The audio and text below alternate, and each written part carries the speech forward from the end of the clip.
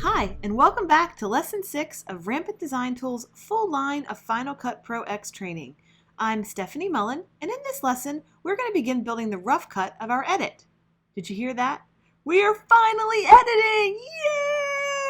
Yay! What can I say? I'm pretty excited about it too. So, without boring you anymore, let's just jump right into Final Cut and get started. I'm going to open Final Cut. Now, before we start, we want to make sure we have all our footage placed in an event. Remember, this is the event library right here.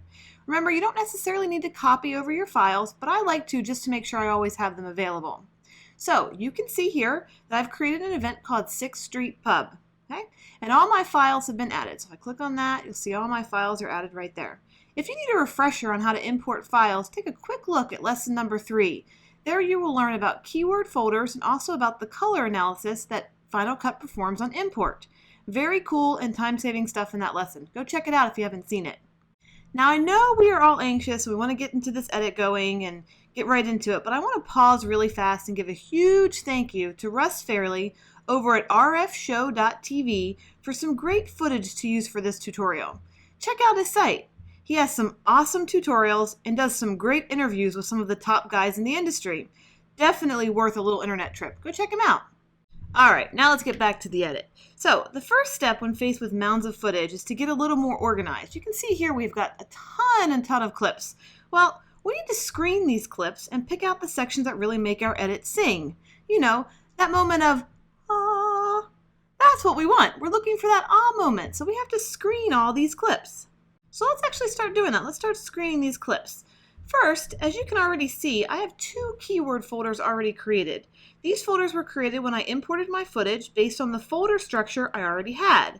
This is definitely the easiest way to get your footage organized right away. Now, I'm going to be working with an interview, as you can see here, and I'll be placing footage around that interview with the B-roll. So let's take a look at the interview first. Click here. Now, as you can see, there is a close-up version and a medium shot version. Now, I like both versions. They ask this very similar questions, but I'm going to actually go with the medium shot. If you ever watch a show on HDTV or Lifetime, whenever they do an interview, it's more of a medium shot, more of a close-up shot than a medium shot, I'm sorry. So that's what I'm going to do. Now, since I'm using this interview, the next step would be to organize my B-roll into clips that go with the interview. So what I did, now this is just my personal preference, is I went through the interview and created a list of questions that were asked so that I had an idea of what I was looking for. And you can see that here.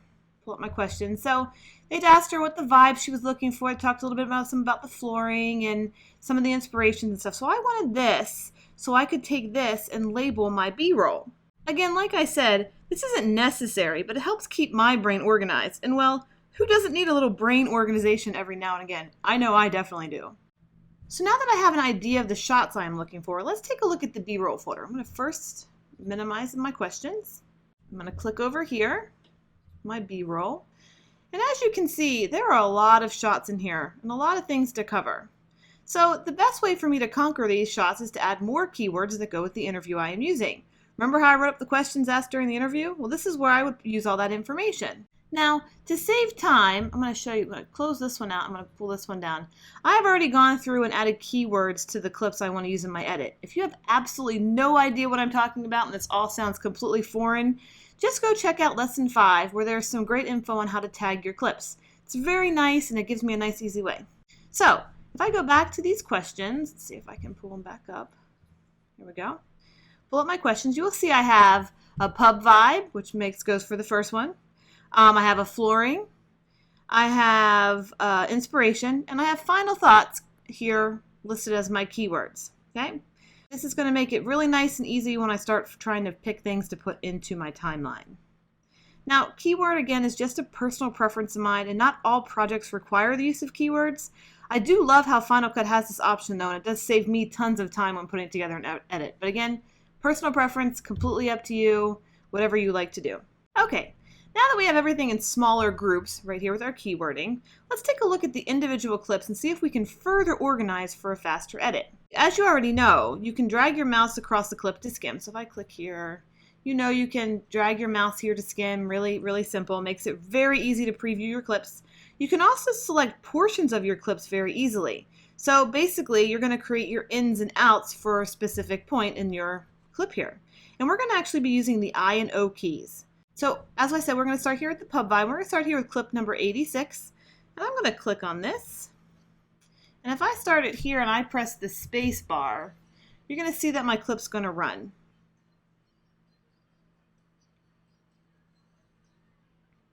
Now this is a great clip that showcases the vibe of the bar, but we probably would want to edit out the camera shake at the beginning of the video. No problem. Let's click on the spot where we want the clip to begin. So I'm going to stop it playing. I'm going to show you this beginning shakiness of the camera going to the light. So I want it to stop probably right about there. So I press the space bar to stop it. Okay. Then I would click my I, and that's going to be my end point. You'll see here that the yellow box around my clip moved in. And now I'm going to let the clip run. I like that. Panning the bar, really nice. And I want to stop about right there. Okay. Now if I use my arrow keys, say maybe I don't want the door in the shot. So I'm going to actually rewind a little bit. I'm going to use my arrow key, back up a bit, and end it right there. Perfect. That's a great out point. I'm going to click my O. And there we go. Now I have this little box right here around the section that I really think is really great in this clip. Now, let's play just the selection from the new start point. To do that, you're going to press the slash key. And there we go. That's a nice smooth camera move that works really well to showcase the vibe of the bar. Now, remember I said I didn't want that door in there? Well, it seems that it would still be there. Here's another cool thing you can do. Instead of using ins and outs once you have them, you can actually move them like this, move the side in, and I actually want to stop it right there instead. Right there. Perfect. Now let's do that slash key again and see what we got going on.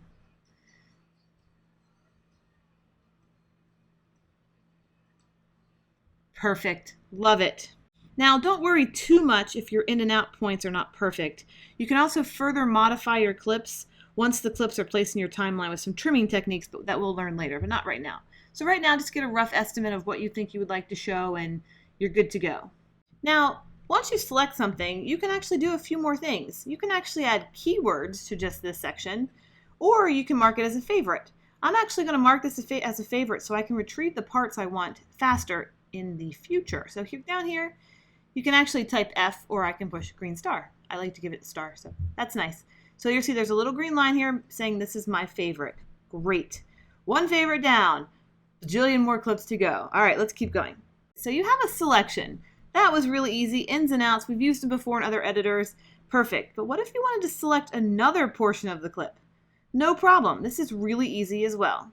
Let's go over to the inspiration keyword folder right here and click on that. And let's take a look at clip 83. Just pick that one. Okay? And I'm going to take this clip into the list view so we can actually focus on more of the clip information. So I'm going to start my clip from about right here, and I'm going to press the space bar and let it play. You're going to see this nice pan of the room, which is great. It shows the vibe. And then you're going to see the cameraman walk right now.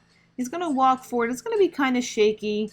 But I don't really need that walk. So I want to actually cut that out, and I want to grab this clip where he pans back again. It's really nice. We press space bar and stop. So let's go find the first part again. Remember I started a little bit in. I don't want this guy over here on the right hand side to be in my clip. So I'm going to get where he's, that looks pretty good. Maybe use my arrow keys, get a little more of the clip. Oh, there's a shoulder, so let's get him out. Press the I, we know this already. Let it run, press the space bar. He gets the pan over to the other side. And let's see. When he starts, well, there he goes. So press the space bar again. I'm going to back it up just a bit before he starts moving. Right about there. And I'm going to push my O. Easy. We've already done this. We just did this before. So I've got my I and my O, my ins and outs, done. Very simple, just like that. Now, here's where that second part of the selection comes in. He actually moves forward, like I said, and then walks backward, and then gives a great, let's see, a great pan of the audience, right there, of the bar again in the audience listening to the band. It's actually really nice. So let's actually start it right there. And this time, instead of just pressing I, if we actually pressed I again, it would erase our first selection. So we're actually going to hold Shift, Command, and then press I. And look at that. We have another yellow box. Easy, easy, easy. So we let it run. I like this pan. It's fast. It's nice. And stop. Right there. Perfect. Again, we're going to do our out point. Instead of pushing O, we want to push Shift, Command, and O. And again, you can still move your yellow selection box by using your mouse. Very, very easy. Now you will see that there are two selections. There's one here, and there's one here.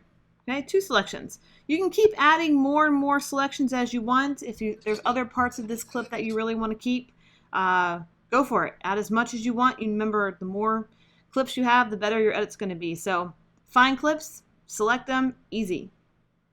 Now remember how we added a favorite to our last selection? You can do that again here. But see how one's selected now? If I click on that and then this one's selected, how do I get them to both select? That's really easy. You ever gone in your Finder and had to select like File 1, File 6, File 9, File 10? We used your Command key for that. So that's really easy. So we hold down the Command key and I say click, and look, both selected. If you had more here, you would do Command Select, very simple. And now I'm going to go down here to my green star and green star it. There's a little green line, you can see it, and they're now a favorite. So let me show you else another cool feature. If I want to go here, I want to make another selection just for fun. Say, okay, there's my third selection. Great. If I don't want this selection, all I need to do then push is click it. Make sure these aren't highlighted too. So just make sure one's highlighted and push Option X, and it's actually disappeared. If I click here, it's gone. Okay, so Option X will take away a highlighted section. It still shows here, but it's actually, there's nothing there. It's just sort of a placeholder to say, well, you thought this was a good clip, but now you're not so sure and you erased it. So it's kind of nice as well for it to stay there. But Option X removes it, and there, you're done. Easy peasy, doesn't get any easier than that. So we now know how to screen our clips. It's a very easy way to stay organized and will really allow you to work faster when putting together your edit. Now I've already actually gone through, you can see here, I've actually gone through some of these and already put in selections that I want to include in my edit. This is just going to save a little time for us, and you don't want to see me go through every single clip. But screening your clips for you is going to save so much time. It makes creating your edit faster and allows you the chance to see all your clips that you're working with. So that's kind of nice too. It is nice to know what you're actually dealing with and what you're actually seeing. So love this feature of Final Cut. Great job. All right, now let's get into our edit. First, we have to create a project. Projects are going to be stored down here in your project library, right here. Now, if you happen to see a film, let me see if I can pull up an old lesson that I have, like the California one. If you happen to be in this view, the timeline view, all you have to do is click on this little film strip right here, and it's going to actually take you back to your project library. This is where all of your projects are going to be listed. Anything you've ever done with Final Cut will be listed here. I like that. Some people think it gets really bothersome because they have so many listed, but I really like it because it's like a one-stop shop for me. You can also you can Command 0 this as well. It takes you from the timeline view back to the project library. That's a nice handy little shortcut, but the film strip down here does the same thing, so pretty simple. Now we're going to start creating a project by clicking on the plus sign right here. Let's do that, and a dialog box is going to appear, and we're going to name our project 6th Street Pub, and it's going to make you pick a default event. So we're going to use our 6th Street Pub footage, and I'm going to say OK, and that's going to take us right to the timeline view. Now on a side note, you saw that we were linking to the event. Yes, we are doing that, but you can actually use any footage you've already imported from other events as well. Don't feel limited to just one event. So if I wanted to add some California stuff, you can do that. Like I have here my pub music, which I will be using later. That's in a completely different event. So I can still use that, but it's going to basically reference all these files from this one first, which is really nice. All right, so now we have our timeline ready down here. Now by default, Final Cut's going to match your video formatting based on the first clip you enter in your timeline. Audio also has default settings and will follow the default audio options that are set up within Final Cut, either by you or by basically the default settings. So if you're wanting to customize the audio and video properties, you can follow these steps. So I'm going to go back to the full project library. Remember, click your little film strip guy or push Command 0 either way. And we're going to, well, it would seem that oh, I see. So I want to take this out. I'm going to put that back up there. I don't want it to be in my Final Cut. So here's my lesson. I'm going to click on it, all right? And then if this isn't showing, it should show like this. I'm going to click on my video properties to pull them up here. This is where you can see all the stuff about your project that you're working on. And in the right-hand corner down here, there's a little wrench. We're going to click on that. And it's going to pop up a dialog box where you're going to be able to see all your video and audio properties. So your video properties, and here's all of your audio stuff. Now, feel free to change these to whatever your project needs. I'm not changing any right now because I'm fine with the settings that they are. But if you are needing that, this is where you would do it. So I'm going to click cancel and get rid of the inspector. So now I'm going to go back to here. Now to get back to your actual timeline, you can either double click the project, you can select here, or you can press Command 0. Either way, whatever floats your boat, whatever is the fastest for you, do it. Now we are actually in our timeline view. Here you can see the project name right here in the top corner and the space to start adding your clips. Now this dark gray space you'll see here, now I can sort of move it up and down, but the dark gray space is going to hold your primary storyline. Your primary storyline is basically going to be the main plot of your project. Basically the foundation of your entire edit, and it's going to be driving your story that you're telling. Now you can place support footage above the primary storyline, which we will actually get into in a bit, but not right now.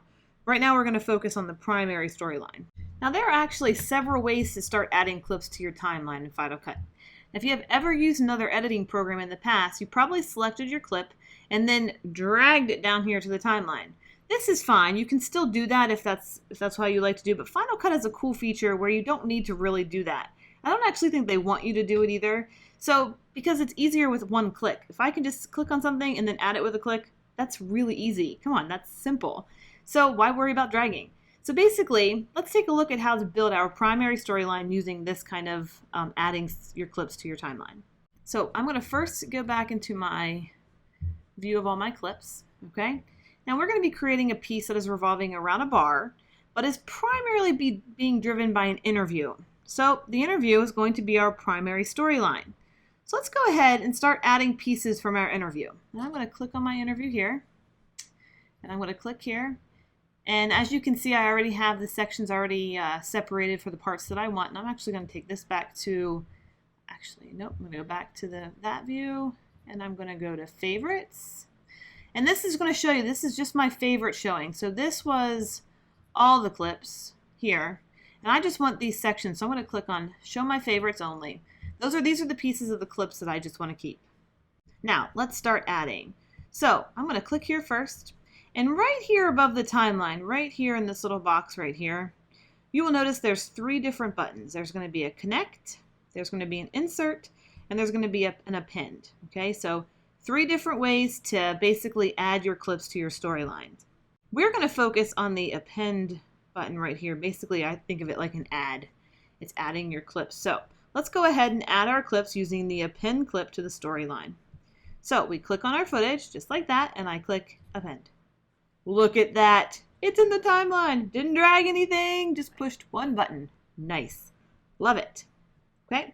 Now, the append button is really unique because it always places the footage at the end of the primary storyline clip where it is. So if I put this here, okay, in other editors, if I added this clip, it would probably add it right here. But if I click on this next clip and I push add, it adds it automatically to the end, didn't cut off any part of the last clip. I think that's great. Let's add the rest of our clips. We're on clip number 3. Let's add clip 4, add 5, add 6, add 7, add. I challenge anybody to drag their clips to their timeline and not remove a clip or overlap a clip or break a clip or do something that fast. You can't do it. That's perfect. Love you, Final Cut, for that little thing that you have there. It's great. Now, if you look down here in our timeline, it's long. It's really long. You can actually come down here and shorten it like this. Okay, but sometimes that gets kind of where I'll miss something. So if you actually push Shift Z it's going to resize your entire timeline so all of your clips fit. I think that's great. So Shift Z, that's definitely a shortcut you want to remember. Shift Z. So by pressing Shift Z, you can now see that we have all of our 7 clips from our interview placed in our primary storyline. Now that we have a timeline down here, like a project going, I want to show you some things about the timeline, some interesting features that I think I should point out to you.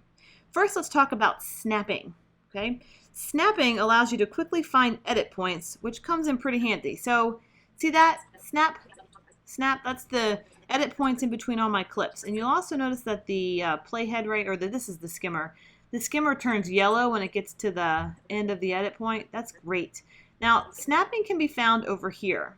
It's this little thing that has 2 boxes put together and a snap. So if I turn that off, you'll see that, oh, there's no snapping.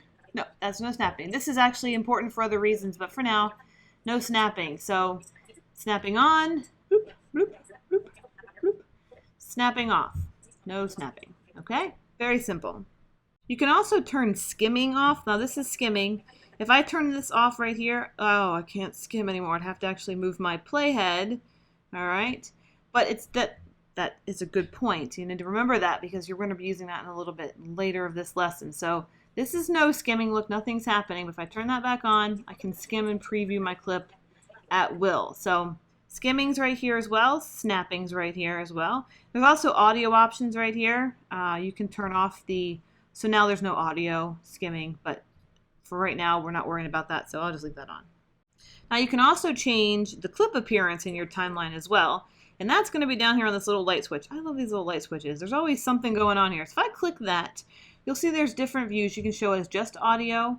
You can show it with small images and big audio, a little bit smaller than what we have here. You can also do this, which gets rid of the audio completely, or you can do just the clip name. So whichever one works for you, that's completely up to you. You can do the clip height, makes it big, put it in the middle, whatever you want to do there, that's up to you. So clip appearance right there, you can change that. Turn that off. Now if we go to the complete other side of the timeline, so down here, there's a little button. If you click that, this is going to pull up a list view. Now this is going to show you a list of all the clips that are in your primary storyline right now, and it's going to show you the actual order that they're in. So if I click here, you'll see that the first one showed up. If I clicked here, you'll see that the third one showed up. This is a nice way and gives you a nice textual way to navigate your project. That's a tough word, textual. Anyway, I don't typically use this feature, but there's things like you can look at the tags, you can look at the clip names, you can put notes here. If that's how you'd like to work, that's fine. I'm just going to remove that from right now. All right, so we have the basics of what the timeline can do. Now let's talk about rearranging clips. Final Cut uses something called a magnetic timeline, which means you can drag a clip to a different location, and Final Cut will automatically create a space for that clip. Essentially, it moves the other clips down and creates a space. So say I wanted to rearrange the order of my interview clips to add more drama or improve the overall story. Very simple. Let's say I picked this one and I want to move it here. Oh, look at that. There's a little space for me. Isn't that great? That's called the magnetic timeline. The clips are forced down, nothing's cut off, and it's done. Very, very simple. I love it. Now I want to keep that the same way, so I'm going to Command Z it. Back to where it was. Perfect. All right, now that we have our rough cut storyline built, it's time to finally add some extra footage that will support my interview footage. For this, we are going to use the Insert button, which is right here, instead of the Append button. So inserting clips instead of appending. Using the Insert function is going to allow your clips to be placed between already existing clips in the primary storyline. And because we have that magnetic timeline, that fun magnetic timeline, the other clips are going to be forced down, making room for your clips, so nothing's going to get cut off or shortened. So the first part of the interview talks about the vibe. So let's go up to the pub vibe. Again, remember we have our favorites selected. This is all the clips, but I want to just see my favorites. So go to my favorites. Here's all my favorites. And let's start adding them using the insert function. Now, unlike the append function, okay, using the insert function is going to place your clip where your playhead or your skimmer is located. So for this one, I definitely want to turn snapping on, but I want to turn skimming off because I don't want to actually want to put my clip here and have my skimmer down here, and this is where the clip cuts in. No, I want it to be right here. So I'm going to actually go make it yellow. So I know it's right at the end of this first clip. And the first thing she talks about is the vibe, so that's why we're in the pub vibe. So inserting a clip's very simple. You click on it, and I go down here and click insert. And look at that, it inserts right in between, moves all the rest of the clips down, nothing's cut off, it's perfect.